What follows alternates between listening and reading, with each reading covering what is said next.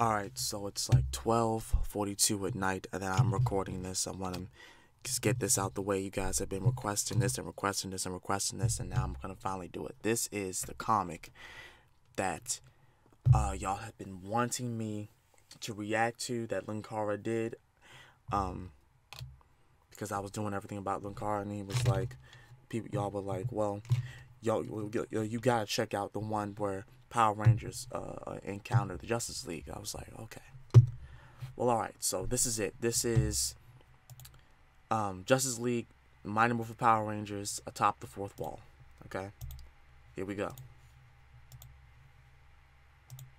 And welcome to Atop the Fourth Wall, where bad comics burn. Patreon sponsored review time again, and everyone pretty much knew this was going to happen on this show. Honestly, I'm just surprised the Mega Power Rangers storyline Shattered Grid did not get picked first. Maybe they expected that to show up on Event Comics Month voting. Spoilers, it will not. Aside from Event Comics Month being focused on DC and Marvel, Shattered Grid is not really an event comic. It's a crossover storyline between Boom Studios' two Power Rangers books that happen to feature pretty much every TV Ranger team up to that point. You want it reviewed, you gotta patron it. Anyway, I don't have much to say about the making of this. As far as I can tell, DC got the ball rolling on it, contacting Boom Studios to see if they'd be interested in doing the crossover, and they were all, hell yeah. The writer, Tom Taylor, has experience writing both this version of the Mighty Morphin team in the Boom Studios continuity, and more notably, the critically acclaimed Injustice Gods Among Us series for DC. Boom Studios' version of Power Rangers basically takes the same premise of Mighty Morphin Power Rangers, but done with a modern setting and dialogue, still having some of the cheese factor of how goofy the show was, but having a more realistic style to it. Right. For instance, the team being a little hesitant to trust Tommy when he joined their ranks, since he had just finished being evil and all, and they didn't really know him that well. Or Bulk and Skull being their amazingly wonderful selves, but now they're doing, like, YouTube vlogs and stuff too. And let's face it, a Bulk and Skull YouTube channel would be the most brilliant series ever, but they'd probably edit out every time they face planted into mud or whatever to make themselves look better. It's kind of funny, but it seems like 2020 on Atop the Fourth Wall is year of the crossover, because we have a ton of weird crossovers going on throughout the year. Starting off with Batman Aliens, Revolution, Superman and Muhammad Ali, and now this one. Event Comics Month 3 is coming up later in the year, and there's another one that'll be coming up in 2 weeks. It's completely unintentional, but some of these are fairly recent comics, so it really feels like people these days want more and more crossovers between materials. Holy crap. Requesting the Alien Nation and Planet of the Apes one, though. In the meantime, let's dig into Justice League / Mighty Morphin Power Rangers and see how it turned out. Alright. Forgive my slurping. I needed some tea. It's cold outside again.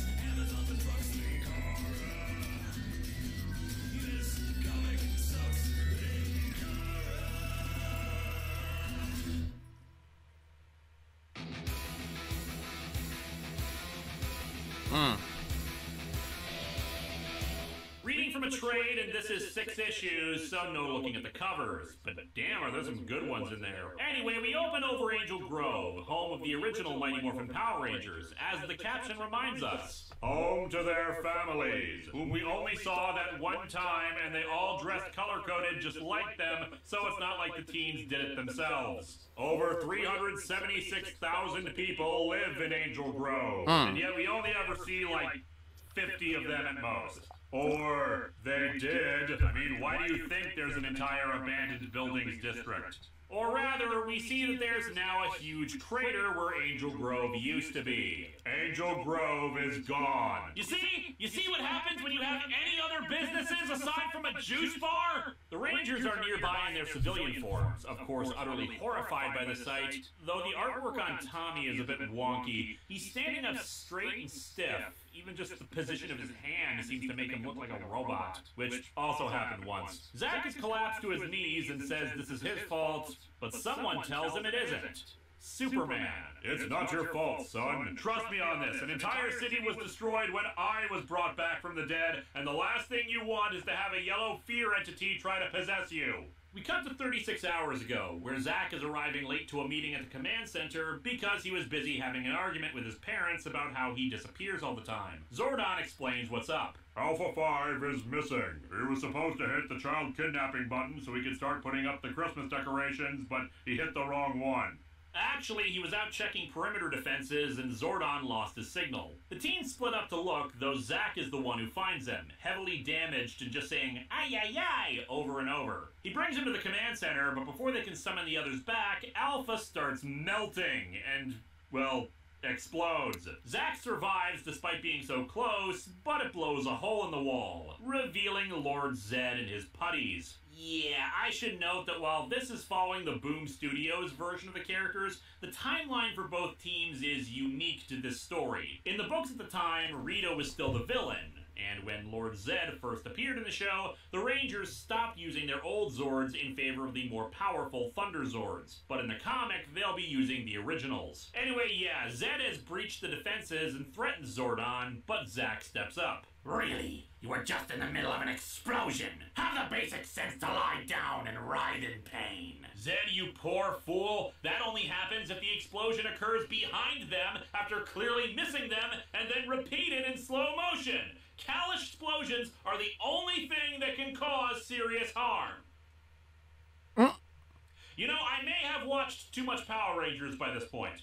He morphs, but Zed's putties soon overwhelm him. Zach, however, has already come up with a strategy as he grabs onto Zed's arm and activates the teleportation system. He and some of the putties are beamed away, but unfortunately the teleporters are damaged and they end up somewhere else. Zach and Zed are separated, with Zach landing somewhere while the rest of the Rangers arrive and deal with the remaining putties. The Alpha 5 that exploded is explained away as a replica, so he's still missing, and that Zach is no longer on Earth. Zach recovers and deals with the putties that landed with him, only to be confronted by Batman. Put down the axe. No. Blunt axes are not allowed in my city. Only sharp projectiles shaped like bats. Zach, as Batman comments, seems disoriented and may have a concussion, which is why Zach thinks Batman is one of Zed's monsters and goes on the attack. Still, superpowers or not, it's friggin' Batman, and therefore he's able to restrain Zach,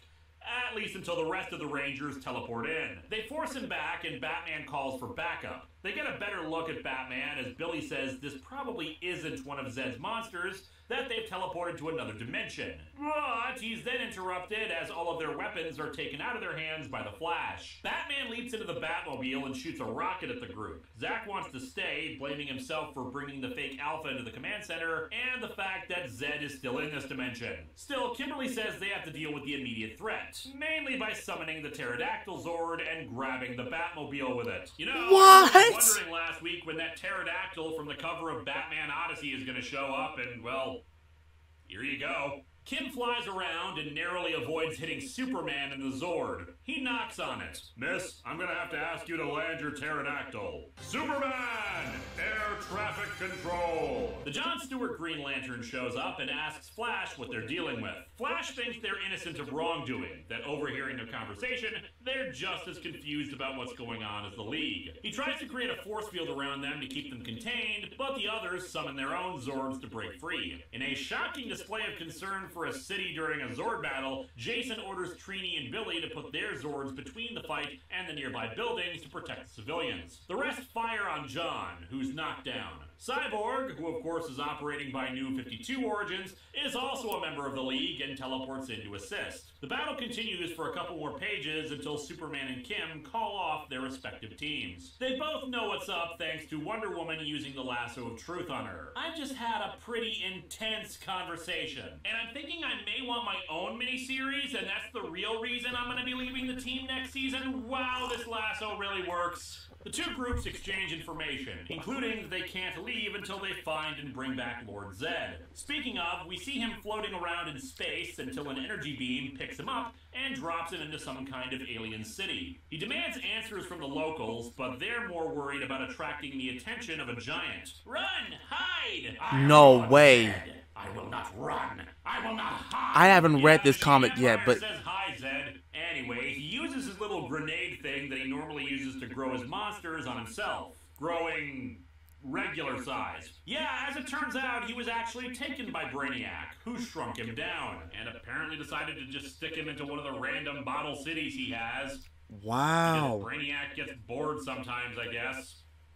Sometime later, the two are discussing things. It seems we are not dissimilar, Brainiac. We both want the universe. I want to rule. You want to put little bits of it in bottles and destroy the rest. To each their own. Please don't tap on the glass. The civilization hates that. Yeah, well, they probably also don't like getting shrunken down and shoved into a jar either. Kinda like to be worried about what they don't like, dude. Right. He proposes an alliance, suggesting that maybe Brainiac would be interested in taking a city from his universe. This is awesome. All he needs is some of the creatures from one of his bottle cities. Back at the League and the Rangers, they continue to hash things out. Yeah, diplomacy would have been a lot harder if we'd squished one of you with our Zords. The last robot dinosaur that attacked me is now mounted as a trophy in my cave, right in between the Bat Baby Memorial and the conspiracy pegboard linking rock and roll music to almost every evil in history. Giant alien octopuses start appearing throughout the world, attacking every major city. Superman calls in all the League members and reserves to help fight the invasion, the Rangers, of course, volunteering to help. Jason suggests splitting up the Rangers to fight them too, teleport the Zords to several locations to fight alongside them. The Justice League teleporters are implemented too to try to start sending in other superheroes, but then a computer virus infiltrates the Justice League's own teleporters. They're confused how Zed could be doing that, since he knows nothing about computers. However, there's no time to worry about that, since now the Zords are the fastest way for the League members in Gotham to get to the attacks. If you want to join me, there's no time to argue. Batman, get in the Mastodon. That's so dumb. Who shapes their vehicle around an animal? Anyway, we're just at the Batmobile down. Soon, the heroes are engaging the creatures in battle, though Zack notes that this is still weird. Zed's whole deal is making monsters by corrupting things that already exist. Is your Earth different from ours? Populated by actual nightmares? No. All we have are otherworldly gods trying to make all living beings submit to their will, the embodiment of death, forcing the undead to rip the hearts out of the living, and one face. Kimberly's advice for taking down the monsters is to just keep hitting them, since they can only take so much punishment before they disappear. Cyborg, coordinating their efforts, detects several small objects dropping out of the sky, one of which hits the Tyrannosaurus Zord, Brainiac drones. The other Zords are equally hit, the drones managing to disable them as well as steal the Rangers as communicators and morphers. The Zords, in turn, are taken control of by Brainiac. The Demorph Rangers are rescued by the League, though Zack doesn't want to leave his Zord, since Brainiac said to him that he was— Brainiac takes their morphers? Whoa! Okay. So, we're 12 minutes in. And I'm not a fan of the Justice... I haven't been a fan of the Justice League since the series. But holy shit, this is amazing. I can't lie. This is actually really good. Taking them back to their universe. And indeed, the creatures disintegrate and the Zords teleport away. Later, at the Justice League Watchtower, the teens lament their current situation. Hold on, am I recording? Please tell me I'm recording. Tell me I'm recording. Yes, I'm recording. Offering words of encouragement. You're not responsible for the mayhem he causes with the power he holds. All any of you can do is work to stop him. I mean, you guys are from over there. And since over there needs to take care of its own problems, we'll be happy to get you back to deal with it. They discuss how they'll need a way to travel back to their own universe, and Billy has an idea, wondering if the DC Earth has a large Hadron Collider. And indeed, they head to Switzerland and the CERN facility. The teens are a bit confused that they can just ask the scientists in the facility to borrow the thing, but as a reminder, Superman, who in this panel apparently forgot his stupid little S-shield symbol on his knot belt, and the end result is that it kind of looks like the two other halves of it are pointing at his crotch. He also kind of looks like he has a 5 o'clock shadow. Weird. Anyway, the scientists are happy to help, though they're a little skeptical that Billy is the one who came up with their idea. He looks about 12. He's one of the greatest scientific minds of another world. He's not wrong. Billy once built a flying car in his garage just for funsies. Yes. Zach, meanwhile, is worried about his we'll not family forget and that. how their last conversation was an argument. Zach, it won't be the last thing. I promise you'll have many more chances to argue with your parents about absolutely nothing. Just wait until you tell them you're going to a peace conference and never returning. Billy, Cyborg, and the scientists figure out how they can punch a hole into their universe, but they need a way to anchor it to said universe. Otherwise, it could lead anywhere. It can't just be an article of clothing or something. It needs to be something that's still linked to their universe. Fortunately, they do have something. Tommy's Dragon Dagger. It's still connected to the Dragon Zord. The only other problem is they don't want to risk creating a rift in the facility itself. If something goes wrong, they could accidentally destroy the Earth. The scientists don't know what else they can do. The collider is hundreds of feet underground and 17 miles long. I understand, and we'll be very careful with it. Green Lantern, can you hold it together while Superman and I lift? Superhero comics! And thus, yeah, they bring the whole facility up into space and activate it, flying the League Javelin through a portal back into the Power Rangers' universe. They find that Angel Grove is in the process of being taken by Brainiac and Shrunken, already surrounded by a dome. The League says they have to let this process play out, or else the forces involved could tear it apart. Zack runs back towards it, and what a coinky-dink! He's nearby where his parents are. They can't hear each other, but they understand one another well enough. His parents just happy he's not inside the dome, while he declares that he'll save them. And that brings us to the beginning of the comic, with the city gone, shrunken, and a crater left in its place. Unfortunately, that also includes the command center. While it's out in the desert, I've got to imagine Zed was smart enough to get it taken too. They know Brainiac's ship is in orbit, so they just need a strike team to go up there and retrieve Angel Grove, and another team to defend the Earth, since Brainiac tends to destroy a planet after taking a city. The Rangers want to help. Are you kidding? You're powerless. They're not powerless. I mean, I let my own 10-year-old son swing around and fight crime. Give these kids some batarangs and they're fine. Batman stocked the Javelin up with weapons from the League's trophy room. The Sword of Azrael, the Atomic Axe, Green Arrow's Trick Arrows, Lex Luthor's power suit, Prometheus's helmet, presumably one with useful bits in it. Maybe this is the one that should have gone on Prometheus' head and cried for justice instead of his real one. All that. They also put on masks to hide their identities so that when this is all over, their anonymity with the public is secured. A fan suggested this was a bit iffy. Not them using the weapons or the like, but rather the method by which this stuff was chosen for them. Sure, Zack carrying an axe is fine, Jason a sword, but specifically Trini as Katana, who uses, well, a katana and not daggers, as if a nod and a wink back to the racism accusations about an Asian woman being the Yellow Ranger, and giving her the identity of the most prominent female Asian character associated with the League. I mean, why not? Saying there's no particular reason why katana stuff was used, when I'm sure they could have just dug out someone else's stuff for daggers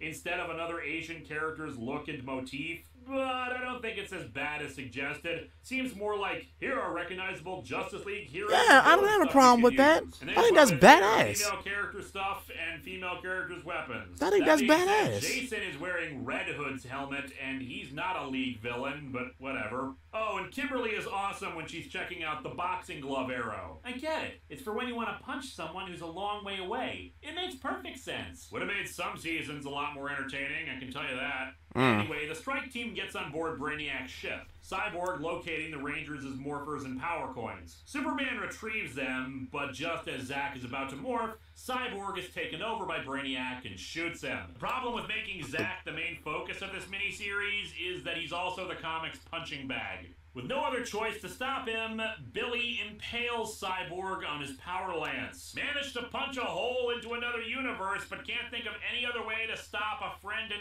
ally other than stab him in the stomach. At NATO headquarters, where the disappearance of Angel Grove is being discussed, Wonder Woman and 3 of the Rangers show up to explain what's going on and to rally the people of Earth to fight the approach of Zed and Brainiac. And indeed, Flash soon locates Zed creating monsters to begin their larger assault, while Green Lantern engages Brainiac drones in orbit. Back on board Brainiac's ship, the heroes reunite, and we see that apparently Billy took the time to not only stick Trident in Cyborg along with the Power Lance, but even move the spot where he stabbed him from his stomach to his chest. Great continuity! Brainiac's still functional though, but fortunately with Superman and Batman there, he's restrained and his systems rebooted to purge Brainiac. There's a hole in me? Yeah, sorry, I stabbed you. I aimed for where I figured your non-essential human bits were though. It's a good thing that humans don't have any essential parts in their chest. They locate Angel Grove and elect to come back for the other cities later. However, while he was connected to Brainiac, Cyborg detected that there was someone else aboard the ship with them. Alpha 5. Speaking of, Brainiac is talking to him. I've not had the chance to interact with another binary creature who has achieved sentience. I mean, I tried interacting with Facebook that one time it gained consciousness, but that was a conversation I don't want to repeat. Brainiac wants to know why Alpha works with humans, and he of course does it because they're good people doing good things. That thinking seems flawed. Simple. There's nothing wrong with being able to feel empathy, Brainiac. Only machines can't feel. So my Roomba was lying to me when it said it loved me? You said you destroy planets and put cities in bottles? I consume their knowledge. It becomes mine alone. I learn. And then what? Because that all sounds a bit selfish, and thinking only of yourself isn't sentience. Alpha 5 dropping philosophical bombs is not what I was expecting out of a crossover between Power Rangers and the Justice League. Alpha 5 is a... No, see, people don't appreciate Alpha 5. I do. Like, I still remember episodes where Alpha 5 had those moments where he was talking, and it wasn't anything, you know, that he was lying about. He was actually speaking facts. If you really listen to Alpha instead of just hearing I, he's actually telling the truth. Like, engage the Brainiac drones, talking about how it's about standing with others and thinking of something beyond yourself. As Superman heads out to rescue him, Alpha even questions the entire bottling cities philosophy, denying those people a future and only gaining a snapshot of their existence, not getting to see everything they've yet to learn. What if these civilizations haven't invented digital watches or the McRib? You're denying these species everything they could be! Superman shows up, but Brainiac is ready for him with a shard of kryptonite. Fortunately, the rest of the heroes ignored Superman's instructions to leave with Angel Grove and instead come to the rescue, dismembering Brainiac in the process. They take his cut-off arm with them and reunite with the rest of the team on Earth. Billy has a plan to use the arm to defeat Brainiac and utilize his tech to restore Angel Grove, but it'll take time. We can't risk summoning our Zords. Brainiac could still take them over and use them against us. Man, wouldn't it suck if he had already done that and we just forgot that happened? Zed enters the fray with some monsters, throwing one of his growth grenades at it, but Flash intercepts it and punches out the monster first, much to Zed's confusion. Flash hands the grenade to Alpha and tells him to keep it safe. A Brainiac drone approaches him and demands he hand it over. I don't want your destruction. I plan on keeping you, but I will destroy you if you frustrate me further. I get that you don't have any friends, which is probably why you want to keep me, but you've threatened my friends, you've threatened their home, and you've taken their families. I'm not really gonna stand for that. And thus, Alpha uses the grenade on himself, growing giant-sized. Now all the children of the world will have a magical Christmas! He also punches a giant sandworm. Who shall we have worm sign the likes of which even God has never seen?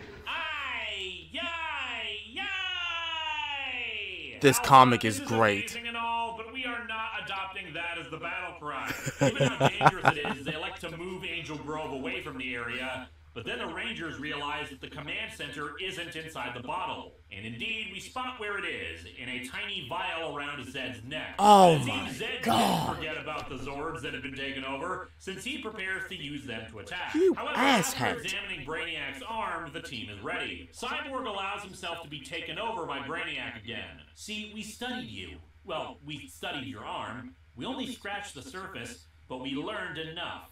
and we have a surprise for you. You cannot surprise me. I can see every eventuality. I'm a 12th level intelligence. I don't know what a 12th level intelligence is, and I kinda suspect you made it up. The true sign of sentience is having a BS detector. They put a Trojan virus into Cyborg's systems that quickly begins spreading throughout Brainiac and deleting him, disabling all of his drones. With the Zords restored to normal, the Rangers head into them. Zed, being the sore loser that he is, uses his growth grenades on himself. The League attacks, but Zed's staff is magic-based, so he easily takes down Superman, Wonder Woman, and Green Lantern. Fortunately, the Rangers arrive in the Megazord. They take the command center from his neck and hand it to Alpha to keep safe. Zed hits back, but doesn't do any damage to them. It takes some adjustment, doesn't it? Suddenly having limbs that weigh more than buildings. Maybe if you had some time to get used to it, this would be a fair fight. But you don't have time, and you're not ready for us. Does that mean that all the monsters and Power Rangers who grew giant size had a better understanding than Zed when it came to adjusting to the size change? And so, with an I am a man punch and a few more hits to his head, Zed shrinks back down and retreats, only for Kimberly to exit her Zord and hit him with the boxing glove arrow. You know, in the actual show, they only ever engaged Zed in hand-to-hand combat once, and only Tommy. It's fun knowing that if he was wearing boxing gloves, he could have won. Using Brainiac's captured ship, they restore Angel Grove to normal. In the epilogue, who should show up but the real heroes of any franchise, Bulk and Skull, who get scared off by a glare from Bruce Wayne. There's an amusing bit where he offers to pay for their drinks at the juice bar, but he can't, because the $100 bill he was going to use has Lex Luthor on it. I'd say it's odd that they let him have his face on it, given his presidency ended with him fighting Superman in a suit of power armor. But then again, they still have Andrew Jackson on the $20 bill, so what do I know? And so our comic ends with the two teams saying their farewells. Zordon using his own power to send the League back to the DCU. Billy even giving Cyborg a communicator to contact them should they need help. Oh, that's and sweet. The Rangers will probably be using it themselves, because we sequel bait with Alpha showing that he's been infected with Brainiac. This comic is great, even if we never get that follow-up. The artwork is very enjoyable and clean, putting a very colorful and bright look to both teams, and showing that they can totally interact in the same universe without it seeming off. Like, say, how Star Trek and the X-Men looked weird alongside each other. Having the main emotional core focus on Zack is a delight for me, because he was always my favorite of the originals, plus it's just cool to have someone other than Jason or Tommy take that kind of lead. It does feel like it's a bit lacking, because we don't see a final resolution shot of him reuniting with his parents, but it doesn't hurt the story or anything. What does hurt it a little is that the Justice League doesn't have any kind of emotional burden held on them. The closest we get is them being a bit surprised that the group are teenagers, but that's just one panel and it's quickly discarded, treating them as equals for the rest of the story. And that's good. The teams should be on equal footing for a team-up. Yes. It's just the Rangers get the drama of losing their city and potentially their entire world, but for the Justice League, this is just another day in the park. That was It it is. Like they were setting up for something with how Batman knows how to reboot Cyborg, and everyone's a little concerned about that. But that also goes nowhere. Just another example of Batman can be a real dick sometimes. But all in all, the story is solid, with awesome moments like Alpha growing giant size, and even showing some really good depth the TV show version never got. A reminder of just how well written the Boom Studio books are. The League members are all great and show off their own unique talents and powers, and the unique situation they have with someone like Superman just asking to borrow the Large Hadron Collider and all. The story is awesome, and I'd love It to is. I see like the it. sequel. Next time, more Patreon-sponsored episodes, but now over to Marvel, because it's time for Spider-Man to make a deal with Satan. Again. I need to watch that one. If he did that video. I am wearing a new coat. I promised this thing like a year ago, and I finally finished it. Nice. I'm not changing the theme song visuals. It's too much work. That's fine.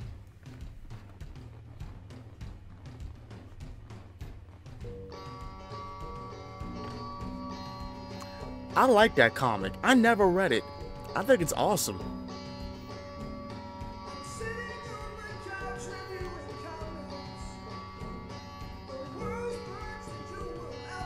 Thank you guys for recommending me that comic is great. It really is.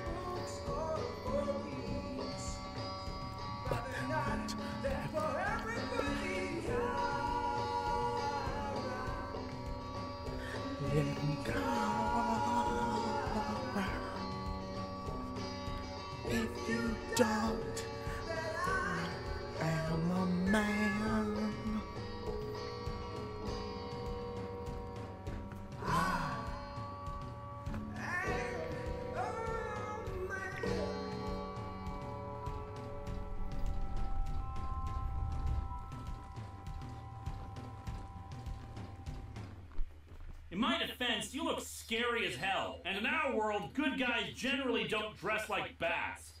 Also, good guys smile. Why don't you smile? We're from the new 52, kid. Smiling is for people who aren't cool. You know, like us.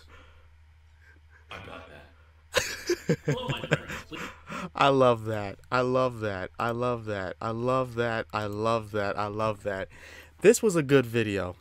I enjoyed it. Please go and support Linkara as he keeps reviewing these comics, because I didn't know about this comic, and that was the best thing I ever sat and took the time and patience to watch and read. That was great. I honestly I would like another continuation of that comic, actually, to be honest with you. Because if Brainiac took over Alpha 5, then, oh, shoot. Because it's really difficult to get rid of Brainiac. It really is. But, that being said, I'm going to get up out here. Thank you guys so much for watching this. If you did enjoy it, please make sure to like, comment, subscribe. Go support the original video. Go support Linkara. He's awesome. I will see y'all in the next video. I'm out. Peace.